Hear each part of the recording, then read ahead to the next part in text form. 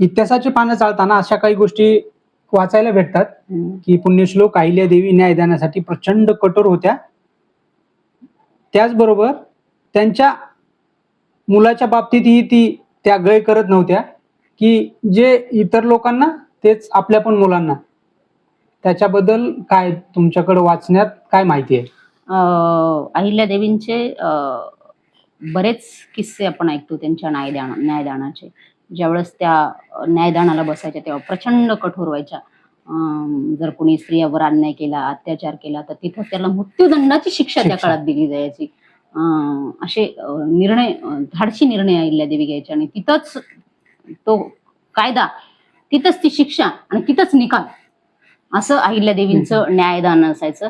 अतिशय खूप मोठे मोठे किस्से आपल्याला त्यांच्या न्यायदानाचे. इतक्या तंतोतंत त्या न्यायदान करायच्या की त्या न्यायदान करत असताना समोरची व्यक्ती कोण आहे, माझ्या पोटचा मुलगा जरी असेल तर त्यालाही तीच शिक्षा होईल आणि प्रजेपैकी कुणी जर असेल त्यालाही तितकीच शिक्षा होईल. इतकं तंतोतंत त्यांचं न्यायदान असायच्या. न्यायातल्या देवी असं लोक त्यांना म्हणायचे. देवीकडे जर न्याय गेला तर तिथे अन्याय होणार नाही. डोळे झाकून ते अहिल्यादेवीच्या न्याय व्यवस्थेवर लोकांचा इतका प्रचंड विश्वास होता, इतकी श्रद्धा होती. तर एक माझ्या वाचनातला एक किस्सा आहे की अहिल्यादेवी एकदा रथामधून जात होत्या. अहिल्यादेवींचा रथ मागे होता आणि त्यांचे पुत्र मालेरावांचा रथ पुढे होता आणि मालेरावांचा रथ भरधाव वेगाने चालला होता. आणि भरधाव वेगाने जात असताना एक गाय आणि तिचं एक वासरू रस्त्यावर उभं होतं आणि उभं असताना मालेरावांचा रथ भरधाव वेगाने असताना गाय बाजूला सरकते आणि जे गायीचं वासरू आहे, बछडं आहे, तर ते त्या रथाखाली चिरडल्या जाते आणि तो रथ दुर्लक्ष करून तसाच भरधाव वेगाने पुढे जातो. लोकांची रस्त्यावर गर्दी जमा होते. ते तडफडणार, तिथंच मृत्युमुखी पडलेलं ते गायीचं वासरू. अहिल्यादेवींचा रथ मागे येतो. अहिल्यादेवी स्वतः दस्तूर खुद्द रथातून खाली उतरतात. त्या वासराला बघतात, कुणी केलं हे, कडाडतात. जनता सांगायला भीते, कसं काय सांगायचं. बरोबर. पुन्हा अहिल्यादेवी कडाडतात, हे कुणी केलं सांगा, याला तात्काळ शिक्षा झाली पाहिजे. म्हणजे एक वासरू आहे, एक प्राणी आहे, एक पशुवरही माणसांप्रमाणे प्रेम, किती मोठं वात्सल्य आहे त्यांच्या मनामध्ये. हे कुणी केलं, या व्यक्तीला तात्काळ शिक्षा झाली पाहिजे. मग जमावामधला एक व्यक्ती भीत सांगतो की मल्हाररावांचा रथ आताच गेला आणि त्या मालेरावांचा रथ आताच इथून गेला आणि त्या रथामुळे हे वासरू चिरडल्या गेले. अहिल्यादेवी प्रचंड संतापतात, वैतागतात आणि तिथून घरी येतात. आणि घरी आल्यानंतर आपली सून, मालेरावांची पत्नी, त्यांना त्या प्रश्न विचारतात की एखाद्या आईच्या मुलाला जर कुणी मारत असेल, त्याचा वध करत असेल तर त्याला कुठली शिक्षा दिली पाहिजे. तर मालेरावांची पत्नी सांगते की त्याला पण त्याच्या आईसमोर तसंच त्याचा मृत्यू घडून आणला पाहिजे. ते गायीचं वासरू गायीच्या समोर मृत्युमुखी पडलं तर त्याला पण त्याच्या आईच्या समोर मरावं लागेल, ती शिक्षा त्याला द्यायला पाहिजे. तर अहिल्यादेवी म्हणतात की मालेरावांना पण आताच तिथेच त्याच ठिकाणी तशीच शिक्षा दिली जाईल आणि त्याच्या आईच्या डोळ्यासमोर त्यांना मारलं जाईल. म्हणजे स्वतः पोटचा मुलगा आहे मालेराव आणि त्या त्यांच्या आई आहेत आणि आपल्या मुलासाठी पण त्या तीच शिक्षा देतात. आणि शिक्षा म्हणजे केवळ शिक्षा नव्हती, तर लगेच अंमल व्हायचा.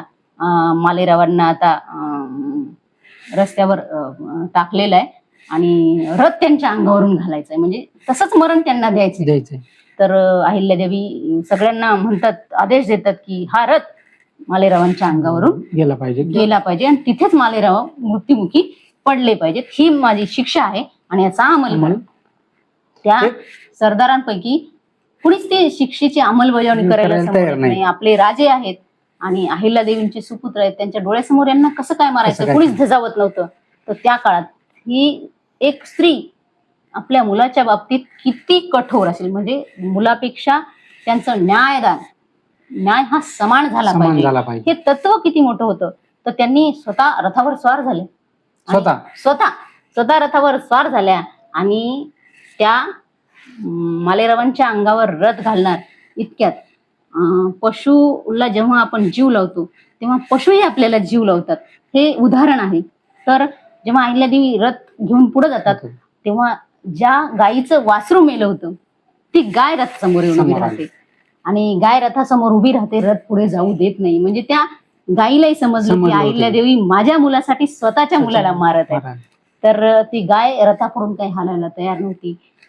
सगळे मंत्रिमंडळ, सगळे प्रजा अहिल्यादेवींना सांगितलं की देवी तुम्ही आमचं ऐका, ह्या गायीला काहीतरी तुम्हाला सांगायचंय. ती म्हणत आहे की तुम्ही मालेरावांना ही शिक्षा देऊ नका, त्यांची एक चूक समजून त्यांना माफ माफ करा. करा. म्हणून त्या गायीच्या इच्छेखातर, त्या आईच्या इच्छेखातर मालेरावांची ती शिक्षा तिथं माफ झाली होती. म्हणजे केवढं मोठं हे साहस, किती मोठा हा निर्णय आणि त्याच्यासाठी किती मोठं ते कठोर काळीज असेल. आणि हे आपण त्याची कल्पना इथे करू शकतो. म्हणजे अहिल्यादेवींचं न्यायदान कशा प्रकारचं होतं. एकंदरीत पाहतो आपण या पृथ्वी तलावरती माणूस जातीमध्ये विशेषतः महिला खूप भावनिक असतात. खूप भावनिक असतात. तर त्या काळी देखील त्यांनी कुठली भावना किंवा कुठला नातेसंबंध अर्थहीन न जपता ही गोष्ट एकदम कठोर निर्णय घेणं, हे मला वाटत नाही अलीकडच्या काळात किंवा खूप दूरपर्यंत आपण जरी गेलो तरी हे कुणाला जमल किंवा नाही. अशा प्रकारचे निर्णय घेणं, त्याची अंमलबजावणी करणं, तिथं कुठलाच आपला भावनिक न गुंतता वास्तविक निर्णय घेणं, हे असं निर्णय घेणारे राजे क्वचितच पाहायला मिळतात. आणि या सगळ्यांच्या पुढे अहिल्यादेवी निश्चितच होत्या.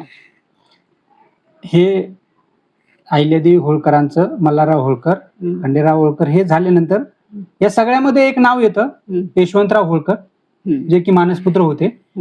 त्यांची देखील तलवार खूप तळपती होती, इंग्रजांना त्यांची खूप भीती होती. त्याबद्दल यशवंतराव होळकरांबद्दल तुम्ही काय सांगाल? यशवंतराव होळकरांबद्दल इतिहासाच्या पानावर जर दैदिप्यमान कारकीर्द असणारा शूरवीर महापराक्रमी योद्धा जर कोण असेल तर यशवंतराव होळकरांचं नाव घ्यावं लागेल. खरं तर हा इतिहास दुर्लक्षित राहिला.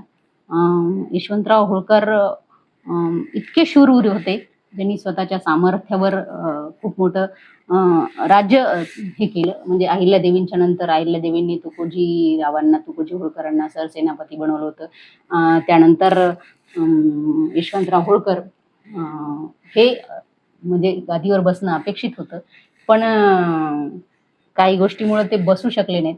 पण त्यांचं जे काही शौर्य होतं, जो पराक्रम होता, ज्या पराक्रमापुढे त्यांनी हा जो प्रांत आहे इतका वाढवला होता, त्याचं खूप मोठं रूपांतर केलं होतं. आणि त्यावेळेस नुकतेच इंग्रज भारतामध्ये रुजू पाहत होते, शिरकाव करत होते. तर इंग्रजांचा जर सर्वप्रथम कोणी बंदोबस्त केला असेल, इंग्रजांची चाल कोणी ओळखली असेल, इंग्रजांच्या पोटात काय आहे, ते भविष्यामध्ये काय करणार आहेत, हे यशवंतराव होळकरांनी ओळखलं होतं. आणि आपण म्हणतो की इंग्रजाविरुद्ध अमुक लढले तमुक लढे, सर्वप्रथम इंग्रजाविरुद्ध लढणारा जर जो स्वातंत्र्य सेनानी असेल तर ते यशवंतराव होळकर आहेत.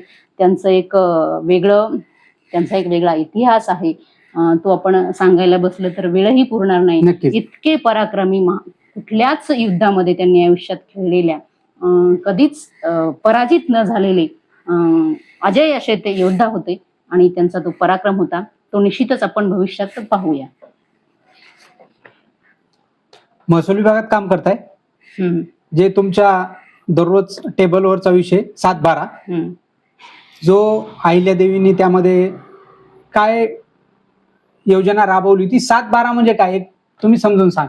त्या काळचा 7-12 म्हणजे कशा प्रकारचा होता? आता आपण 7-12 म्हटलं की आपल्या नजरेसमोर येतो की आपल्या जमिनीचा असलेला लेखाजोखा, ज्याच्यामध्ये किती क्षेत्रफळ आहे, कुठल्या बँकेचा बोजा घेतलेला आहे का, किती कसं आहे, ते म्हणजे 7-12. त्याच्यामध्ये पेरा वगैरे, 7 म्हणजे वरची मालकी असते आणि 12 म्हणजे खाली आपण केलेलं पेरणीचं क्षेत्र, कुठल्या पिकाची नोंद केली, हे 12 आहे. हे झालं आजच्या काळातलं. पण ही मूळ 7-12 ही संकल्पना अहिल्यादेवी होळकरांची आहे.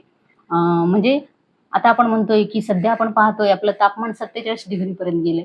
आपण जर रस्त्यावर गेलो तर जळून खाक होऊ की काय, अशी भीती वाटायला लागली. भविष्यात ही भीती खूप मोठी होणार आहे आणि झोपड्या, घर पेट घ्यायला लागतील, एवढी उष्णता भविष्यात वाढू शकते.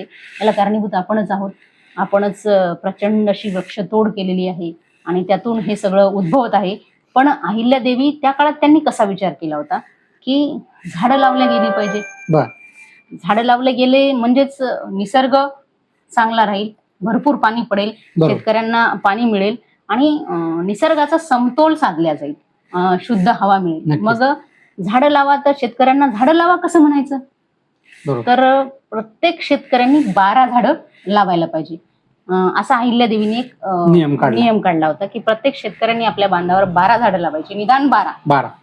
आणि ती 12 झाडं त्यांनी कुठलेही लावायला सांगितली नाही. पिंपळ लावा, वड लावा, अमकं लावा, तमकं लावा, तर त्यांनी फळांची झाडं लावा. म्हणजे एकतर वृक्ष संवर्धन झालं पाहिजे आणि दुसरी गोष्ट त्यातून शेतकऱ्यांना ठराविक उत्पन्न मिळालं पाहिजे. जर तुम्ही आंब्याची 12 झाडं लावली तर पहा ना किती उत्पन्न होतं. आंब्याची असतील, पेरूची असतील, तर अशा प्रकारचे अहिल्यादेवीकडून 12 झाडं दिल्या जायची उत्कृष्ट अशा फळांची. ती 12 झाडं तुम्ही तुमच्या शेताच्या भोवती लावा आणि 12 झाडांचं जे उत्पन्न होईल त्यापैकी 7 झाडाचं उत्पन्न शेतकरी खाईल आणि 5 झाडाचं उत्पन्न शासनाला देईल, म्हणजे अहिल्यादेवींच्या याच्यामध्ये जमा करेल. म्हणजे तिथे पण त्यांनी 7 आणि 12 पैकी 7 म्हणजे असं हे 7-12 संकल्पना आहे. 12 झाडापैकी 7 झाडाचं उत्पन्न तो शेतकरी खाऊ शकत होता आणि उरलेल्या 5 झाडाचं उत्पन्न राज्य कारभारामध्ये दिलं जायचं. तर म्हणजे ही किती मोठी संकल्पना. एक तर तुम्ही एक छोटासा लोभ देताय, आमिष देताय की तुम्ही मी ही झाडं तुम्हाला देते, ही लावा, वाढवा. आणि ती फळाची झाडं असल्यामुळे शेतकरी आनंदानं म्हणजे लावायचे, वाढवायचे. एकतर त्याच्यामध्ये अजून एक विचार होता की त्यांना पौष्टिक अशी फळं सेंद्रिय मिळाली पाहिजे, ती त्यांनी खाल्ली पाहिजे आणि त्यातून त्यांचं उत्पन्न वाढण्यासाठी, शेतकऱ्यांची अडचण दूर होण्यासाठी मदत झाली पाहिजे. आणि दुसरी गोष्ट, झाडं, एका शेतकऱ्यानं 12 झाडं लावले तर सगळ्यांच्या बांधाने झाडच झाडं. निसर्ग संवर्धनासाठी, वृक्ष लागवडीसाठी वेगळं काही करण्याची गरज नव्हती. अशी एक उदात्त संकल्पना त्या काळात अहिल्यादेवींनी हा विचार केला होता. आणि मी ज्या 7-12शी संबंधित आहे त्या 7-12ची संकल्पना पुण्यश्लोक अहिल्यादेवी होळकरांची आहे. खरंच ही बाब अभिमानाची आहे. नक्कीच. या अहिल्यादेवींच्या राज्यकारभारामध्ये राघोबा दादांचा एक थोडासा त्यामध्ये किस्सा येतो, जे की काहीतरी पत्रव्यवहार आहे त्यांचा आणि त्या राघोबा दादांना वेगळ्या प्रकारे समजवतात. आपण मागे ज्या नोटवर होतो की खंडेरावांचं लढाईमध्ये धारातीकडून निधन झालंय, काही काळानंतर मल्हाररावांचं निधन झालं, काही काळानंतर मालेरावांचं पण निधन झालं. बाजूनी संकटांचा वार झालेला आहे, अहिल्यादेवी दुःखात बुडालेल्या आहेत. तर एक गंगोजी म्हणून एक अहिल्यादेवींच्या दरबारातच एक व्यक्ती होते. तर त्या व्यक्तींनी, आता कसं आहे, एका स्त्रीनं, मी मागे पण माझ्या मुलाखतीत बोलले की स्त्री काहीतरी उत्तुंग करते, पर्वता एवढं करते, काहीतरी चांगलं करते, हे पावल्या जात नाही. स्त्री कशी काय राज्य करणार? आता तर पूर्वी कसं होतं, मुलगा वारला तर नातवाला गादीवर बसून राज्यकारभार चालवायची पद्धत होती की तो राज्य गादीवर माणूसच असला पाहिजे, पुरुषच असला पाहिजे. ही गोष्ट अधोरेखित करावीशी वाटते मला. स्त्री राज्यकारभार करू शकत, कारण तिच्यामध्ये तेवढं सामर्थ्यच नाही अशी धारणा होती. आणि अहिल्यादेवी या सर्व धारणा मोडून पलीकडे गेल्या होत्या की त्यांचं एवढं मोठं कार्य आणि कुणाचीच नजर नव्हती, त्यांच्या नजर लावण्याची ताकद नव्हती. आजूबाजूचे कुठले राजे महाराजे त्यांच्या विरोधात जाऊन लढाया करायला येत नव्हते. तर मग ही गोष्ट यांना पाहावली गेली नाही की स्त्री कशी काय राज्य करू शकते, नाहीच करू शकत. मग यांनी राघोबा दादाशी संधान साधलं की आता ही नामी संधी आहे, तुम्ही आपण गादीवर बसू शकतो. तर तुम्ही आता इंदोरला आताही जा, अतिशय सुंदर भव्य दिव्य असं शहर. इंदोरला जाऊन तुम्ही आता जरी पाहिलं तर त्या काळच्या इंदोरच्या संपत्तीची, ऐश्वर्याची आपल्याला आता प्रचिती येते. इतकं सुंदर आणि भव्य दिव्य असं असणारं इंदोर शहर आहे. प्रचंड खाजगीची संपत्ती आणि प्रचंड राज्याची संपत्ती, असा खूप मोठा समृद्ध असा परिसर होता अहिल्यादेवींचं राज्य. तर हे तुम्ही गिळंकृत करू शकता. तर तुम्ही, ही संधी आहे. अहिल्यादेवी आता दुःखात बुडालेले आहेत, तुम्ही या आणि आक्रमण करा, हे राज्य ताब्यात घ्या. यांनी अशी टीप दिली. आणि राघोबा दादा हेच मनामध्ये लालच ठेवून प्रचंड मोठी सैन्य घेऊन इंदोरच्या अहिल्यादेवींच्या राज्यावर चालून यायला निघाले. ही गोष्ट सेनापती तुकोजी होळकरांना समजली. त्यांनी अहिल्यादेवींना सांगितलं की असं असं होत आहे. अहिल्यादेवी घाबरल्या नाहीत, डगमगल्या नाहीत. त्यांनी राघवदादाला एक पत्र लिहिलं इतिहासात, म्हणजे त्याचा खूप छान उल्लेख आहे. उल्लेख आहे. लहानपणी ते पत्र वाचलं, पण नंतर त्या पत्राचा खऱ्या अर्थानं अर्थ उलगडून आला. अहिल्यादेवी म्हणाल्या की राघोबादादा, तुम्ही खूप मोठे प्रस्थ आहात आणि तुम्ही एवढा मोठ्या सैन्याचा लवाजमा घेऊन एका स्त्रीवर चालून येत आहे. चालून येता, याच्यात तुमचं काय पुरुषत्व आहे? आणि तुम्ही चालून येताय तर मी घाबरणार नाही, मी डगमगणार नाही, बरोबर, तर मी तुम्हाला तोडीस तोड उत्तर देईल. द्यायला तयार आहे. माणसांची सैन्याची तर सोडा, माझ्याकडे स्त्रियांची पण फौज फौज आहे आहे. आणि ती फौज घेऊन मी स्वतः तुमच्या विरोधात उभी राहील. पण जेव्हा उभी राहील ना, तेव्हा तुमची धडगत राहणार नाही. अहिल्यादेवींच्या शब्दात जर सांगितलं तर असं होईल की मी बाई माणूस आहे म्हणून मला कमी समजू कमी नका. समजू नका. खांद्यावर बासडा घेऊन, बासडा म्हणजे भाला, खांद्यावर बासडा घेऊन जर मी उभी राहिले तर श्रीमंताच्या दौलतीस पळता भुई कमी होईल. म्हणजे तुमचं एवढं सामर्थ्य पण त्याच्या पुढे टिकणार नाही. आणि हा तुमचा कुठला पराक्रम आहे? एका स्त्रीवर तुम्ही अशा परिस्थितीत चालून येत आहे. जर तुम्ही विजयी झालात तरी तुमच्या पराक्रमाचे पोवाडे कोणी गाणार नाही. कारण एक स्त्री आहे, अबला आहे, तिच्या घरी खूप मोठं दुःख आहे, ती आता संकटात आहे, तिला हरवायला काय लागणार? तुम्ही जरी मला हरवलं तर तुमच्या सामर्थ्याचे, तुमच्या पराक्रमाचे पोवाडे कोणी गाणार नाही. पण समजा मी तुम्हाला हरवलं तर तुम्हाला जगात कुठे तोंड दाखवायला जागा राहणार नाही. राघोबादादांनी हा विचार केला, अरे ही गोष्ट खरी आहे. आणि अहिल्यादेवींचं सामर्थ्य त्यांना माहित होतं की अहिल्यादेवी हे करू शकतात. मग त्यांनी लगेच आपला पावित्रा बदलला आणि लगेच अहिल्यादेवींना पत्र लिहिलं की अरे अरे अरे अरे, कोण म्हटलं तुम्हाला की मी तुमच्यावर चालून येतोय?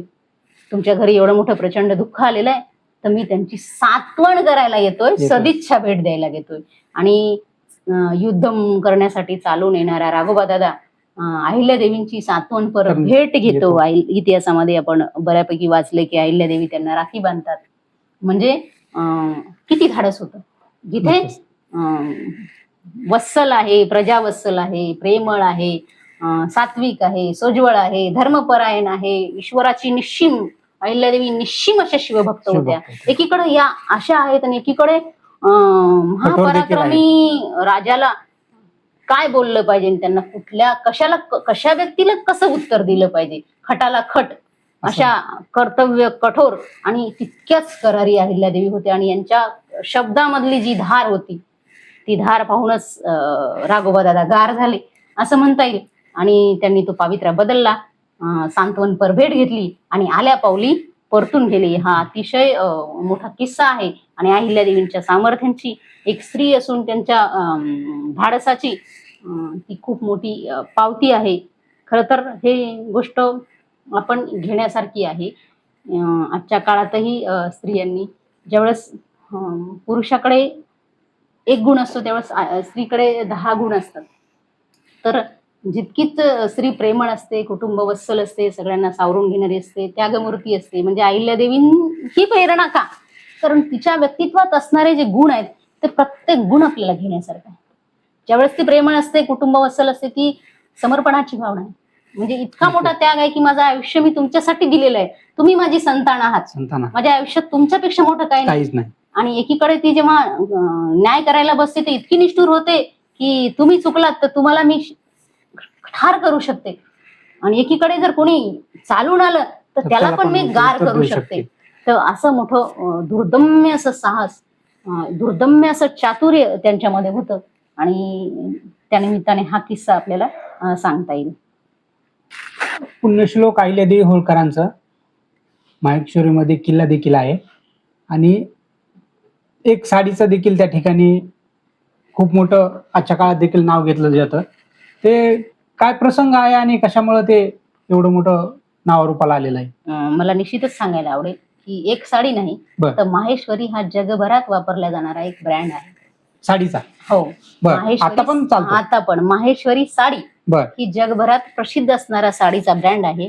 आणि या साडीची सुरुवात पुण्यश्लोक अहिल्यादेवी होळकर यांनी सुरुवात केलेली आहे, हे मला सांगायला अतिशय आनंद होईल. महेश्वर, आता आपण इंदोर बद्दल ऐकलं, जितकं समृद्ध असं शहर स्वच्छ. बलाढ्य, स्वच्छ. आजही आपण मागे मी इंदोरला गेले होते, तिथे आपल्याला केळीचं साल पण खाली टाकता येत नाही, इतकं सुंदर स्वच्छ शहर. ते स्वच्छ शहरच पाहून वाटायला लागतं की आपण इथं कचरा करू नये. आपण म्हणजे किती हे आहोत, पुढे जातो तिथे कचरा करतो, पण ते इंदोर शहरामध्ये गेलं तर आपल्याला आपल्या हातातला कागद पण खाली टाकावासा वाटत नाही. इतकं स्वच्छ, सुंदर आणि समृद्ध असणारं शहर आहे. खूप मोठा राजेशाही तिथे आपल्या होळकरांचा पाहायला मिळतो. आणि खरंच सर मला सांगायला आवडेल की अतिशय अभिमानाने छाती म्हणजे भरून येते. प्रेक्षकांना तुम्ही सांगाल की नक्की तुम्हाला जर वेळ भेटला तर आणि एखादा जर गोवा आपल्याला अहिल्या देवींचा इतिहास आणि अहिल्यादेवी खरंच काय होत्या हे जर पाहायचं असेल तर इंदोरमध्ये जाऊन आजही अहिल्यादेवींचा किल्ला पहा, इंदोर पहा. बर. आणि इंदोरचा तो राजेशाही राजमहल पहा. तिथं गेल्यानंतर खरंच छाती अभिमानानं फुलून येते. स्त्री म्हणून तर माझी जास्तच नक्कीच. फुलून आली, कारण एक आमच्या महाराष्ट्राची कन्या होळकरांची सून होते आणि एवढा मोठा राज्यकारभार, एवढं मोठं साम्राज्य उभं करते. खरंच अभिमानानं ऊर भरून येतो दुसऱ्या राज्यामध्ये. आणि मध्य प्रदेशची जनता अहिल्यादेवींना खूप दुसरं मानत नाही, खूप मानते. त्यांचं नाव पण ते घेत नाहीत, देवी म्हणतात. अशा ह्या देवी खरंच त्यांचं ते सगळं पाहून अभिमानानं ऊर भरून येतो. आताच आपण इंदोरचा उल्लेख केला, यानंतर आपण महेश्वर, सरांनी आता उल्लेख केला की माहेश्वरी. तर खरं तर महेश्वर नावाचं एक सुंदर नर्मदा काठावर असणारं एक निसर्गरम्य ठिकाण आहे. मी महेश्वरला पण जाऊन आले. जितकं समृद्ध इंदोर आहे तितकंच शांत महेश्वर आहे. नर्मदेचा विस्तीर्ण असं पात्र आणि घाट डोळ्याला दिसणार नाही एवढं मोठं तिथं नर्मदेचं पात्र आहे. प्रचंड खूप मोठं पाणी आहे आणि नर्मदेच्या तटावर अहिल्यादेवींचं घाट आहे. खूप मोठा किल्ला आहे तिथं. म्हणजे एकीकडे अहिल्यादेवी किती कणखर, किती धुरंधरही म्हणता येईल आपल्याला, किती मोठ्या राज्यकर्त्या होत्या आपल्याला पाहायला मिळते, तितक्याच त्या किती धर्मपरायण, किती सात्विक, किती निष्पृह होत्या हे आपल्याला महेश्वरला जाऊन पाहता येईल. महेश्वरला नर्मदा तटावर जर आपण शांतपणे बसलो तर अहिल्यादेवी कशा होत्या, किती शांत होत्या. मंदिरामध्ये नंदादीपाप्रमाणे तेवणाऱ्या वात होत्या याची अनुभूती येते. अतिशय सुंदर निसर्गरम्य असं ते परिसर आहे. आणि तिथं गेल्यानंतर पावलावर अहिल्यादेवींची अनुभूती होते. इतका शांत तो परिसर आहे. नर्मदेचं खळाळतं पाणी अहिल्यादेवींच्या त्या आठवणी आपल्याला सांगतंय की काय, असं आपल्याला त्या घाटावर बसल्यावर जाणवते. इथेच ह्याच पायऱ्या उतरून माझी अहिल्यादेवी खाली उतरली असेल, नर्मदेत त्यांनी स्वतःचे पाय धुतले असतील याची पण अनुभूती त्या घाटावर बसल्यावर होते. आणि मला निश्चितच तशी अनुभूती तिथे झाली. आणि दुसरं सांगायचं झालं तर इंदोर हे शहर खूप मोठं होतं, पण साधारणतः महेश्वर आणि इंदोर किती अंतर असेल? जास्त अंतर नाही, आपण लवकरच पोहोचू शकतो तिथे. 100-1 किलोमीटर असेल, 100-120, 1.5-2 तासाचा अंतर. ओंकारेश्वर जवळच आहे ते. तर तिथे गेल्यानंतर इंदोरला जे राज्य होतं त्यांचं राजधानी होतं, राजधानीचं शहर, तिथं आक्रमणांची भीती जास्त होती. म्हणून थोडंसं दुर्गम ठिकाणी, दुर्गम आणि शांत ठिकाणी अहिल्यादेवींनी आपली राजधानी नंतरच्या काळात महेश्वर केली. आणि महेश्वरला एक सुंदर असं शहर बनवलं. आणि मग सुंदर शहर बनवल्यानंतर महिला सक्षमीकरणाचा विषय आपण मग थोड्या वेळापूर्वी घेतला. पण महिलांच्या हाताला काम मिळावं म्हणजे त्या काळात अहिल्यादेवींनी विचार केला की आमच्या महिला नुसत्याच घरात बसून चूलमूल त्यांनी नाही केला पाहिजे. तर त्यांनी एक वस्त्रोद्योगाचं केंद्र तिथं बनवलं. माहेश्वरी साडीची सुरुवात तिथे झाली. आणि नंतर आज आपण तो उद्योग जगभरात पसरलेला पाहतो. स्त्रियांच्या हाताला काम मिळावं, स्त्रियांना रोजगार निर्मिती व्हावी म्हणून ह्या सुंदर अशा संकल्पनेची सुरुवात झाली. नुसतं व्यापार वाढीस पण चालना मिळाली. तर अहिल्यादेवींचं जी महेश्वर राजधानी होती तर सर्व कलागुणांचं केंद्र होतं. आपण निरनिराळ्या साहित्यिकांना अहिल्यादेवींच्या दरबारामध्ये मान होता, गायकांना मान होता, वादकांना मान होता. जे काही कलाकार आहेत, म्हणजे एक राजधानी इतकी सुंदर बसवली होती. जिथे व्यापार, उद्योग, कला, कौशल्य, गुण या सगळ्या गुणांना तिथे थारा वाव. होता. म्हणजे प्रत्येक गोष्टीची आवड अहिल्यादेवींना होती. आणि असे कलाकार लोक, जे विविध अशा कला गुणांनी निपुण असणारे लोक अहिल्यादेवींनी महेश्वरमध्ये बसवले होते आणि त्यांना तिथं काम मिळवून दिलं होतं. म्हणजे ते शिल्पकार असतील, नक्षीकाम करणारे असतील, विणकाम. आता हे विणकाम हा, हा हे साडी माहेश्वरी उद्योग म्हणजे हा विणकाम. विणकाम व्यवसायाला चालना देण्यासाठी त्यांनी सुरुवात केलेला हा विणकरांचं हाताला काम देऊन हा व्यवसाय सुरू केला. आणि पुढे तो महिलांनी वाढवला, महिलांच्या हाताला काम दिलं. महिला सक्षमीकरणाच्या आपण ज्या गोष्टी करतो त्या काळात अहिल्यादेवींनी महिला सक्षमीकरणासाठी काय करता येईल याचा विचार केला. आणि आज महेश्वरची ही माहेश्वरी सिल्क ही साडी साडी जगभरात हा ब्रँड आहे आणि याची खूप मोठी प्रचंड उलाढाल तिथे होत असते. आणि हा महेश्वरमध्येच नाहीत तर इतरही यांचे हे उद्योग आहेत या ब्रँडचे. मुलाखतीच्या शेवटाकडे येताना एक प्रश्न माझा. आजच्या काळात पुण्यश्लोक अहिल्यादेवींची 301वी जयंती 31 मेला साजरी होते. तर या आजच्या काळामध्ये विशेषतः महिला ना काय तुम्ही संदेश द्याल किंवा अहिल्यादेवींची प्रेरणा त्यांनी कशा प्रकारे घेतली पाहिजे आणि आपल्या वैयक्तिक आयुष्यामध्ये कसा बदल घडवला पाहिजे? तर महापुरुषांच्या जयंत्या आपण याच्यासाठी करत असतो की महापुरुषांनी जे कार्य केलं, जे विचार आपल्याला दिले, ते विचारांची कुठेतरी उजळणी झाली पाहिजे, त्याचा लेखाजोखा झाला पाहिजे, ते पुढे आपल्या आचरणात त्या गोष्टी आल्या पाहिजे, यासाठी आपण त्या जयंत्या साजऱ्या करतो. महापुरुषांनी कुठल्याही वेगवेगळ्या ठराविक जाती धर्मासाठी, कुठल्या प्रांतासाठी काम केलेलं नाही.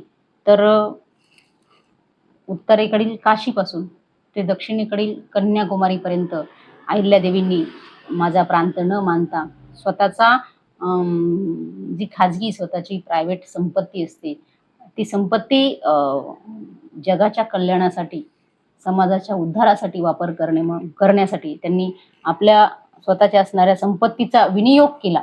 सगळीकडे लोककल्याणकारी अशी कामं केली. तिथे त्यांनी न जात पाहिली, न धर्म पाहिला, न कुठला पंथ पाहिला आणि इतकं मोठं उत्तुंग समाज उपयोगी असं कार्य केलं. हे महापुरुष हे सगळ्यांचे असतात.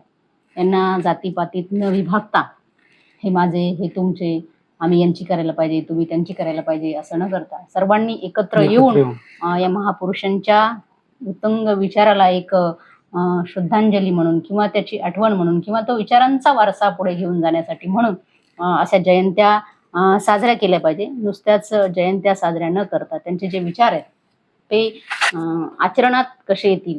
कारण एक स्त्री इतक्या मागे जाऊन, शतकाच्या कितीतरी शतक मागे जाऊन एक स्त्री त्या काळात तेवढं मोठं कार्य करू शकते. आमच्या स्त्रियांनी तर एक गोष्ट आपल्या मनावर कोरून घ्यायला पाहिजे. अहिल्यादेवींच्या विचारांचे वारस आपण बनले पाहिजे. खरं तर वारस हे विचारांचेच असतात. जन्माने कोणी कोणाचा वारस नसतो आणि वारसामध्ये विचार मिळत नाहीत. वारसामध्ये संपत्ती निश्चितच मिळेल, पण वारसामध्ये विचार मिळत नाहीत. तर अशा महापुरुषांच्या विचारांचा आपण वारस होऊन आमच्या स्त्रियांनी ही गोष्ट मनामध्ये बिंबवून घेतली पाहिजे की एक स्त्री तिच्या प्रचंड इच्छाशक्तीच्या, प्रचंड अभ्यासाच्या, प्रचंड साहसाच्या, प्रचंड सकारात्मकतेच्या जोरावर एवढं मोठं कार्य उत्तुंग असं करू शकते. आज जगभरामध्ये असं कुठलंच गोष्ट नाही, म्हणजे कुठलंच प्रांत नाही, कुठलाच देश नाही की जिथं अहिल्यादेवी ओळखीच्या नाहीत. मागेच एक मी मुलाखत ऐकली की अहिल्यादेवी विषयी म्हणाले होते की एक अशी स्त्री होती की जी कोणापुढेच झुकली. म्हणजे एवढं मोठं त्यांचं कार्य आहे. तर त्यांच्या कार्या इतकं आपल्याला निश्चितच कार्य करता येणार नाही, तितकी आपली कुवतही नसेल,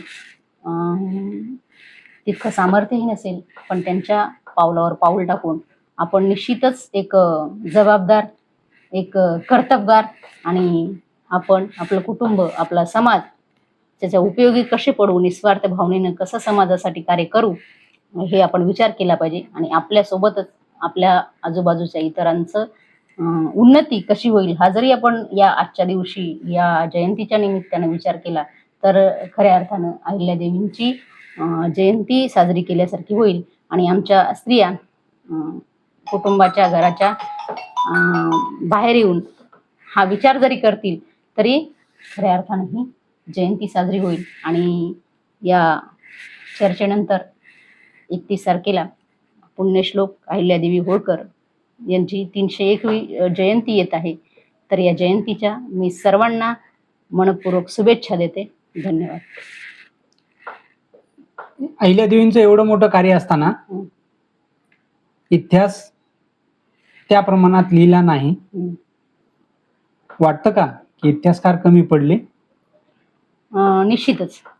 कारण इतिहास हा एक असा विषय आहे की ज्या गोष्टी घडल्या, ज्या गोष्टी लिहायला पाहिजे त्या लिहिल्या गेल्या नाही. प्रत्येकाने इतिहास आपल्या सोयीनुसार लिहिला. नक्कीच. इतिहास सोयीनुसार लिहिला गेला आणि इतिहास लिहिताना पण जात पाहिल्या गेली. हा या जातीचा आहे तर याचा इतिहास तुम्ही कल्पनेपेक्षा जास्त लिहू शकतो. लिहून ठेवला हे वास्तव आहे. वास्तव आहे. आणि जर कुणी खूप मोठं कार्य केलंय पण अमुक एका जातीचा आहे म्हणून त्यांची जात पाहून त्यांचा इतिहास कुठेतरी दाबला गेला. तसंच घडलंय अहिल्यादेवींच्या इतिहासाच्या बाबतीत. एक तर त्यांची जात पाहिली असेल, त्या जातीने धनगर होत्या आणि दुसरं त्या स्त्री होत्या. सगळ्यात निकृष्ट असणारी जात म्हणजे स्त्री आहे की एक स्त्री एवढं जर कार्य करत असेल तर कुठेतरी पुरुषपणाचं सामर्थ्य कमी होईल असेही तथागतित लोकांना भीती वाटली असेल म्हणून हा इतिहास दाबण्याचा प्रयत्न केला गेला असेल. पण आता अभ्यासक लोक चिकित्सक झालेले आहेत तर या सगळ्या गोष्टी अभ्यासाने संशोधनातून समोर येत आहेत आणि यांच्या महान विचाराला आता तरी पुढे दाबल्या जाणार नाही अशी एक आशा करून हा जो दैदिप्यमान जाज्वल्य असा हा इतिहास आहे निश्चितच लोकांपर्यंत पोहोचला पाहिजे. आणि त्यांच्याच विचारांचे, त्यांच्या कार्याचे जे काही वेगवेगळे पैलू आहेत हे आपण इथे सांगण्याचा प्रयत्न केला. आणि आपल्या परीने अहिल्यादेवींचा एक इतिहास थोड्या का प्रमाणात होईना, आपण काही प्रचंड हुशार किंवा इतिहास संशोधक नाहीये पण आपल्याला माहित असलेला इतिहास जेवढं आकलन आहे तेवढा इतरांना कळावा या उद्देशानं हा एक अतिशय छोटासा केलेला प्रयत्न आहे. आणि अहिल्यादेवींच्या चरणावर ही वाहिलेली शब्दसुमनांजली आहे. मंडळी, ह्या होत्या वनिता मारकर मॅडम. त्या ग्राम महसूल अधिकारी म्हणून काम पाहतात. त्यांनी जो आज या ठिकाणी अहिल्यादेवींचा इतिहास समजून सांगण्याचा प्रयत्न केला, त्यांचा बहुमूल्य वेळ आमच्या चॅनलसाठी दिला त्याबद्दल मॅडम आपले मनपूर्वक आभार. धन्यवाद.